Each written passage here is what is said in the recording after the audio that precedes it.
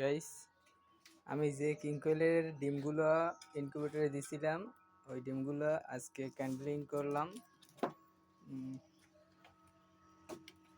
50%-এরও বেশি ডিম আমার মানে আনফার্টেল হয়েছে, মানে যেগুলো বোরন আসে নাই বা কিছু কিছু আসছে মানে মারা গেছে। এই রকমের ডিমগুলো আজকে আমি আলাদা করে ফেলাইতেছি।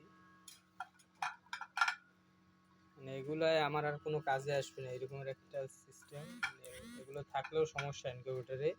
এর থেকে যে জীবাণুগুলো তৈরি হবে এখন বা ডিমগুলো যে নষ্ট হয়েছে, এতে যে খারাপ যে বিক্রিয়া হবে ওগুলো ভালো ডিমগুলোর সমস্যা হবে।